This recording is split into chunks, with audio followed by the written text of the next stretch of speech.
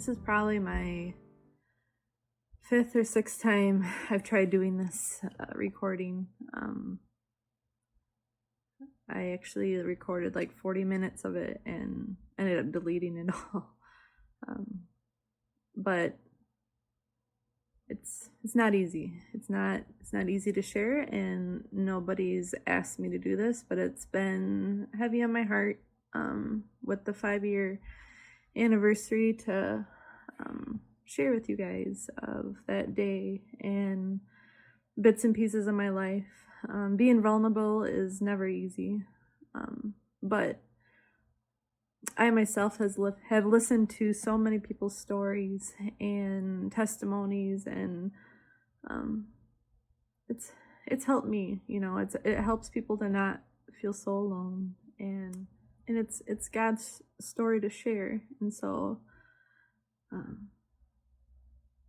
I'm going to do my best to share this with you. This is not anything amazing video wise or anything like that. This is just me and the camera and what I look like today, and 6 kids running around the house. Some people have come to my speaking engagements that I've done, and some people have heard me maybe on the radio or different interviews that I've done, but this is just me and you. Like, I'm just talking, feel like I'm just talking to somebody and telling you what happened that day on May 3rd, 2015, and why I can stand here, or sit here actually, today and just share the hope that I have in Jesus. And I know so many of you know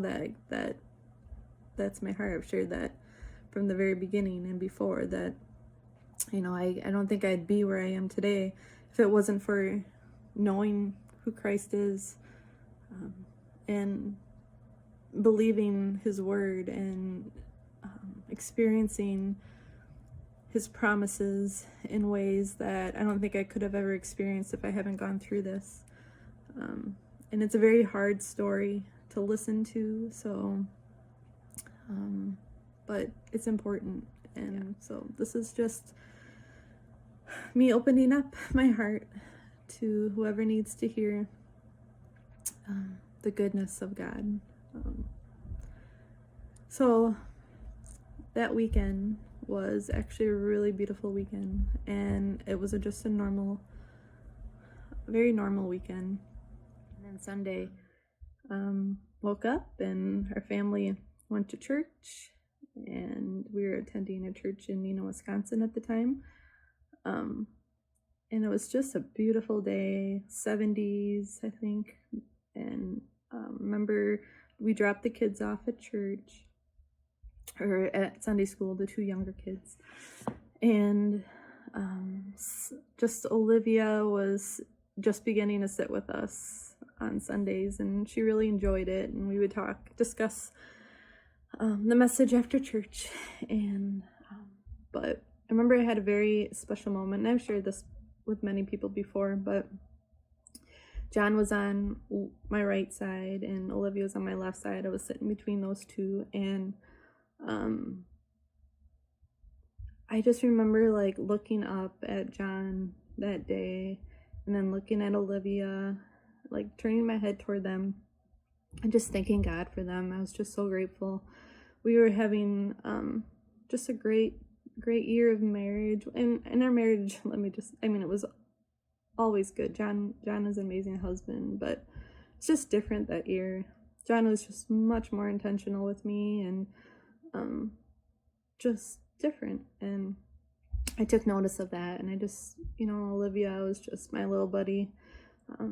She hung out with me pretty much. I would tell people she followed me all over the house from room to room, and she loved all the things I loved, and she was just my little buddy. And I just remember thanking God for them that morning. So then after, just a precious moment, but then after church, Jon went to a family event and I went to the Y to work again. And then after church, we met back up at home. And I remember I remember feeling cold from sitting in the air conditioning at the Y. And I'm like, oh, it's so nice out. We should go for a walk. And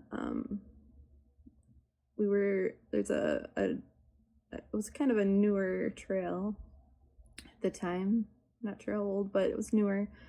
And it's an old Trestle Trail bridge that's been turned into a walk, like a walking trail. And there's a really cool park and just in a really beautiful area. A lot of families would enjoy going there. And so we kind of decided last second, hey, let's go to this park and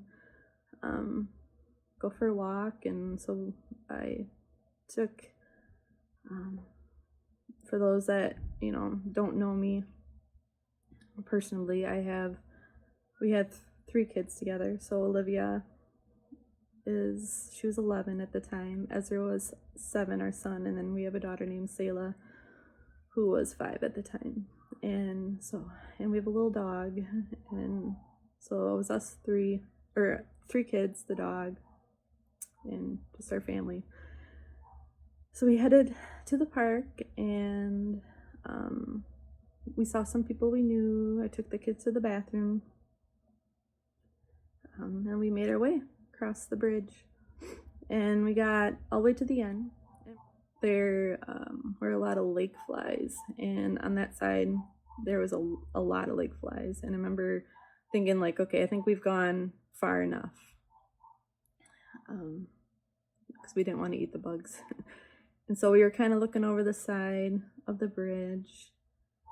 There was like a family of ducks. And then we decided to make our way back so the kids could go to the park. So in the middle of this bridge, there is a red pavilion.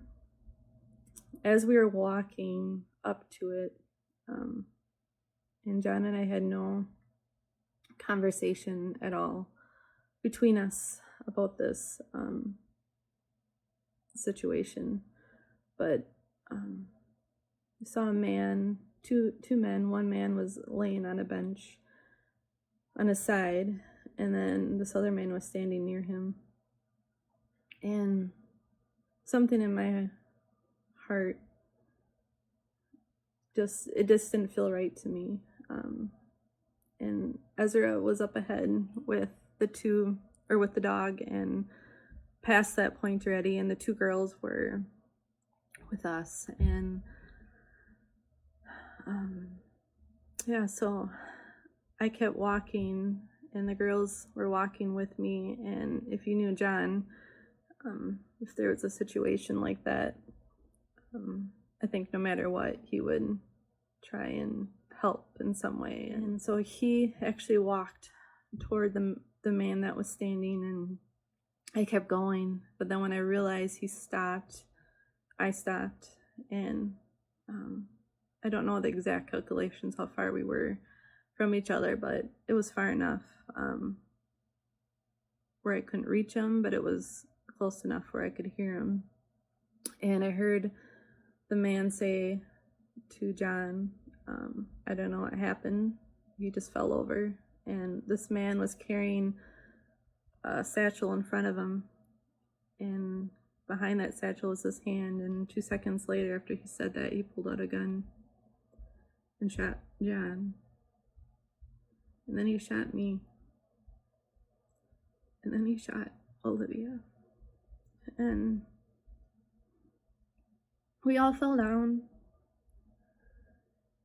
and got back up again. Made it the hardest decision of my life, which was to grab my youngest daughter, who was 5, and she was not harmed, but I grabbed her hand and started running to go get help, but I could not reach Jon or Olivia. They were too far from me. All I knew was I had to get help. And I took the second that I had and started running with Selah. And as we were running, we got caught up to Ezra. And I remember Selah said to me, "Mom, you're bleeding." And little did I know, I was shot 2 more times, one through the stomach and one in the hand. And I felt no pain yet. I didn't even feel the bullets go through me. But that's, I think, the first moment that I realized what was happening. I felt a gush of blood go down my legs, and which I still didn't know it was blood at the time. I almost thought I was like wetting myself, to be honest, because I thought it was just shock from being shot in the leg. And but I caught up to Ezra, and I said, "You need to go get help. You need to go find someone to call 911. And he asked, "Mom, what's happening?" And I said, "You just need to listen to me. You need to go ahead and have someone call 911. So he listened, and he ran up ahead and did that. And I finally made it to the end of the bridge with Selah. And I finally collapsed to the ground. And the pain that came on was the worst pain I've ever felt in my life. And I just, that moment, I just remember thinking, I could hear sirens that felt like forever coming in the background. And that took forever to get to the park. And I just remember thinking, everything's changing. Everything's changing. I could hear a lady behind me talking to Selah. Might have been a police officer at the time. I know there was a woman behind me who took my sweatshirt and wrapped my hand. And I still, to this day, don't know who that person is, but I saw the SWAT team surrounding me and police cars.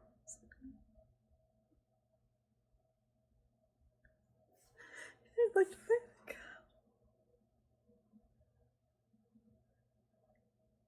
Down the bridge. I could see those two laying there. But you know, I had a glimmer of hope still. I didn't let go.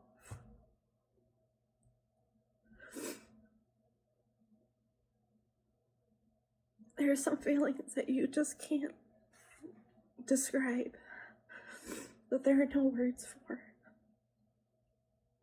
But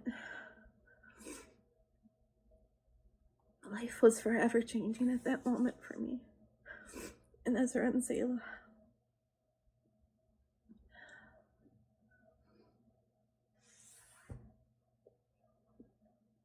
So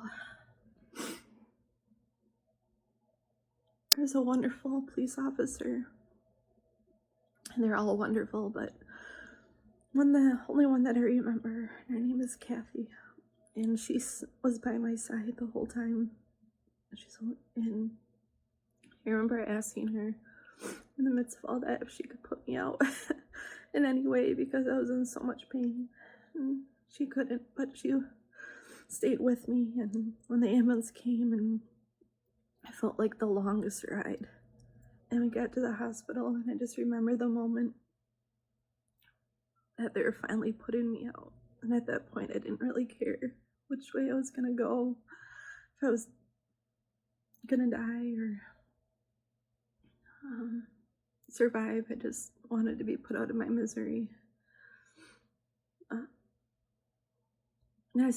So either the next day or a couple days later, I'm not sure, after they did surgery on me and saved my life, I woke up and I had a breathing tube hooked up to a bunch of machines in intensive care. And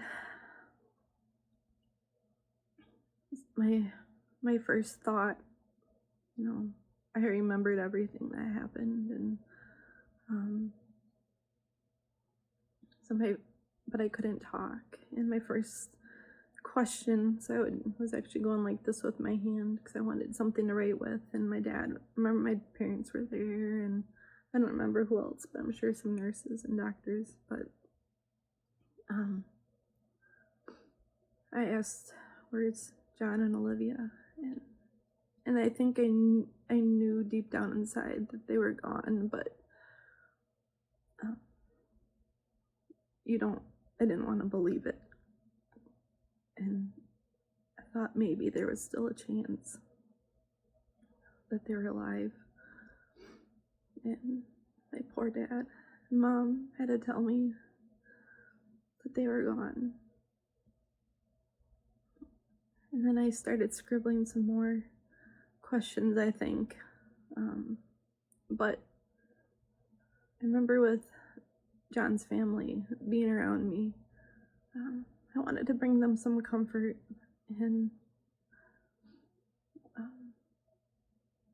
the last thing I heard Jon say to the man that was killing him was, "May God forgive you." And I thought, they need to know what Jon said. I mean, if they can have any comfort, know what was in the heart of Jon, of someone that was taking his life. And that just speaks true to the man that he was and is. Jon loved Jesus with all his heart. And there was, from the first time I got to know him, we were just 16 and 17-year-olds in youth group. That was like my first notion of Jon was, this man really wants to know who Jesus is. And he was always that way. Since I've known him, there was nothing more important to him than God. And Jon had his struggles, trust me, he did. But he tried. Put Jesus first. And honestly, this is why I share this story. It's not to glorify Jon. It's not to glorify Olivia. It's not to glorify myself. But it's to glorify Jesus. I don't know where I'd be without him. And many have asked me, or have wondered, what kind of God would allow something this terrible happen to such a good family? And I had my questions, of why this way? Why both of them? Why so public? I remember specifically being moved from the ICU to the 6th floor at the hospital, and how afraid I was to leave that room, because I knew I was protected in there, and I knew there was, because it was so public, and it was in the news for such a long time. But knowing that, I was fearful. I was fearful.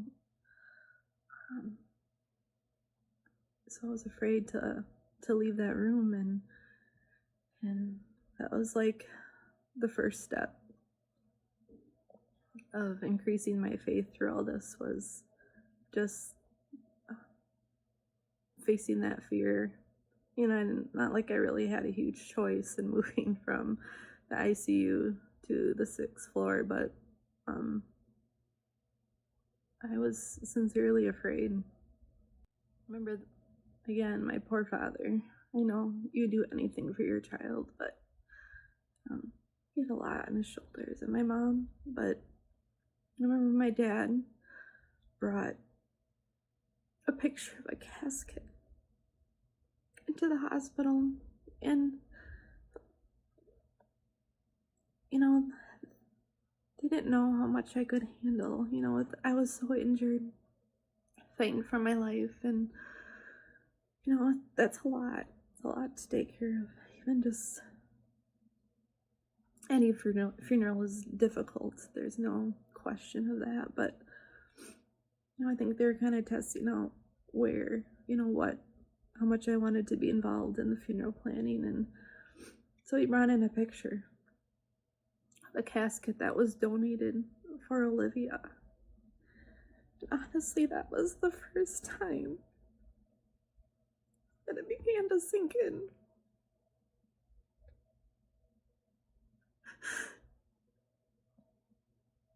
God,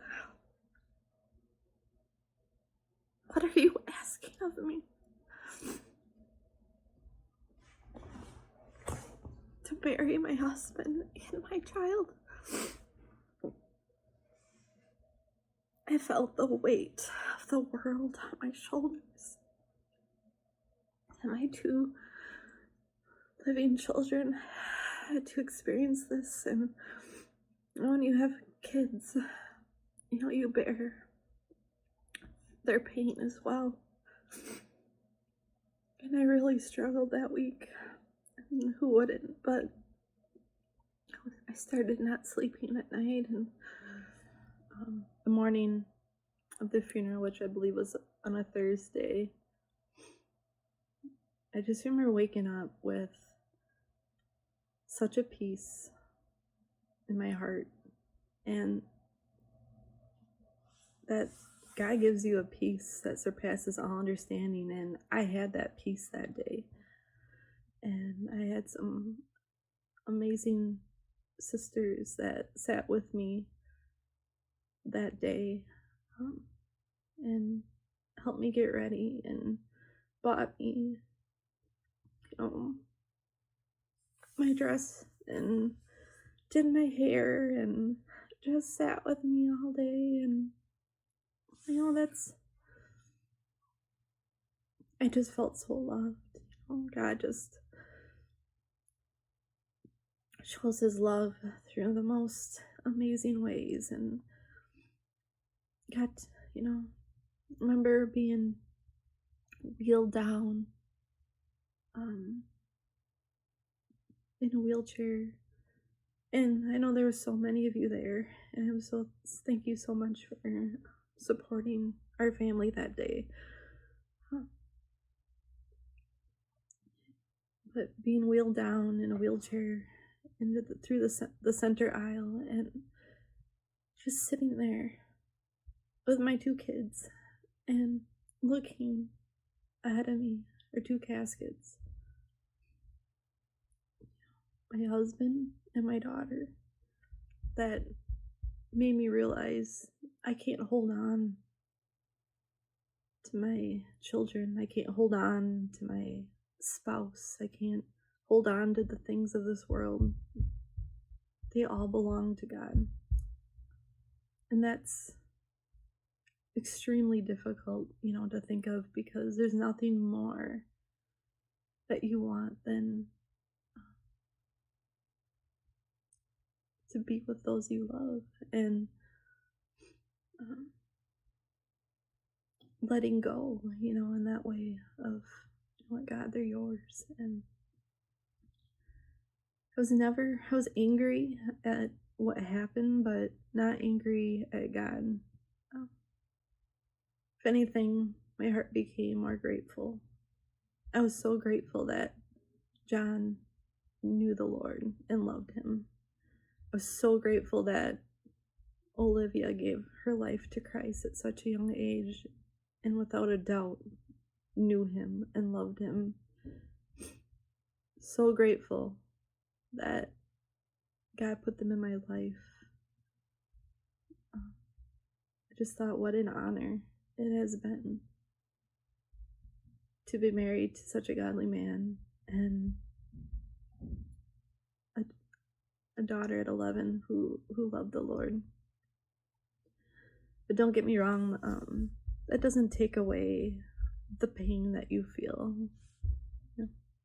Pain is a result of deep love, and that's something that I'm always going to feel for the rest of my life, is is pain and sorrow. And, you know, it's not like God had to prove his promises are real, but through all this, I could see and experience them in a way that I never could have before. You know, their life has not been wasted. Their life has touched so many people. The amount of letters and messages and emails and through word of mouth and stories that I've heard, how their lives have changed so many people. There's actually a verse, Genesis 50:20 and 21. So it says, "But as for you," and this is Joseph, if you know the story of Joseph, but this is when he was talking to his family, his brothers, and how they sold him into slavery. And but as for you, you meant evil against me, but God meant it for good, in order to bring it about as it is this day, to save many people alive. Now therefore, do not be afraid. I will provide for you and your little ones. And I think about John's last words and how he could say that to the man that was murdering him. May God forgive you.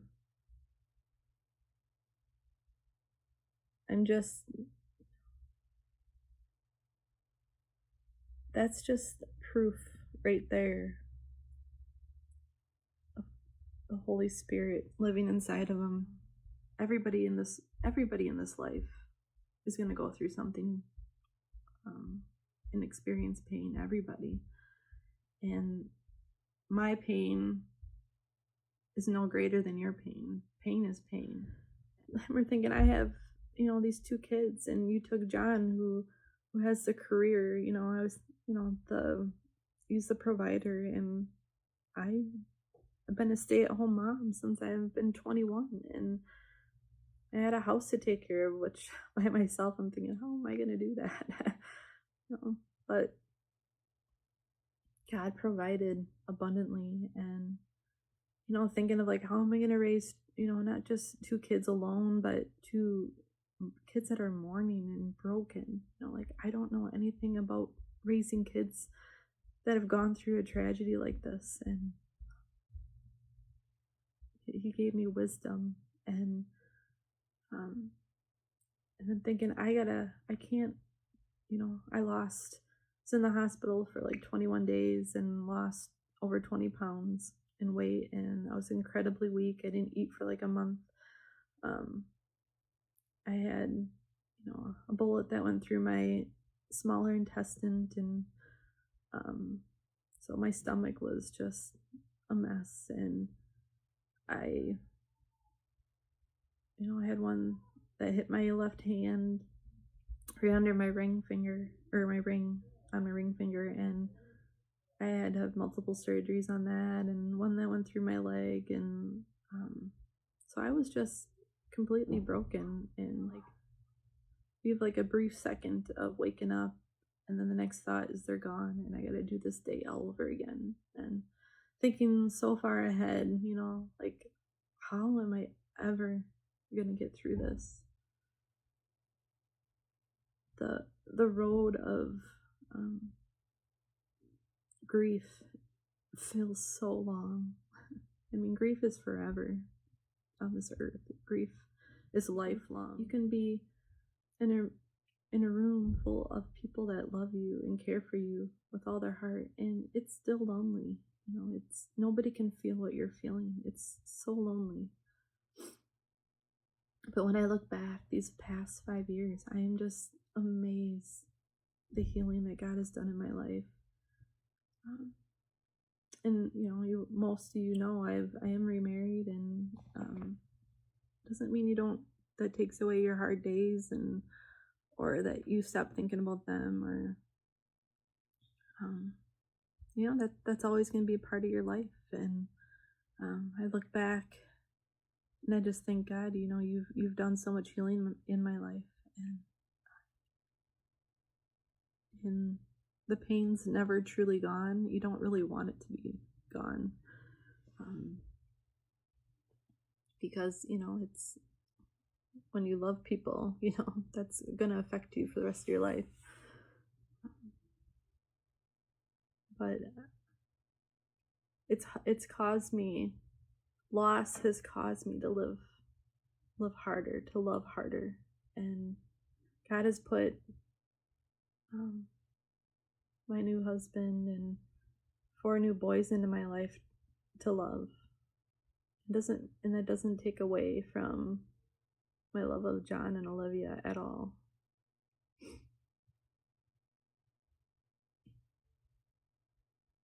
But my love has expanded and grown, which that's a whole nother story. But I have a heart that's incredibly grateful right now, and it always has been. God was preparing our family for this. His plan for me is not the plan that I think that I have for myself, and it's mysterious, but I'm not the same person I was before all this happened. I'm not the same person I was a year ago. I'm not. I don't want to be that person. Life can change in an instant, and it did for me. Tomorrow is not promised. It's not. And the biggest question you can answer is, who is God? Do you believe in God? Do you know Him? If you know Him, do you live for Him? I mean, there's so many questions, but if you know Him, if you get to know Him, you'll find that He is some God who loves you, who wants what's best for you, and that may not look the way that you think is best for you, but He knows you. One last thing that I just want to encourage you with when I say God prepared our family for this. About 6 months prior to May 3rd, 2015, Jon came home one day and he said, "Erin, it's going to be changed in your life, and I don't know what that is, but I'm supposed to pray for you." And he said that multiple times throughout, those last 6 months of him being here. And I remember it was about a month after I lost them. God reminded me of what he said, and I just remember thinking, wow, God, you put it on Jon's heart to pray for me, and he wouldn't even be here, and you had him praying for me. And I can't even tell you what that means to me, and how that has built my trust in God, and just His faithfulness, and how He knows everything that's going to happen in your life. And pain like this can either push you away from God or drive you closer to Him. So I just want to encourage you guys to seek Him, and to think about you know what? Yeah, today could be your last day. Do you know where you're going? And when I asked Jesus into my heart the first time, or when I did, when I was 16, I didn't even know what that meant entirely, but I knew that I wanted Him in my life, but I didn't know what that would look like. And it's the best decision I've ever made. So thanks for listening to this really difficult story, and God is good. God is faithful. And He loves you. And you don't have to do this life alone. And whatever you're going through is not too big for God. God bless.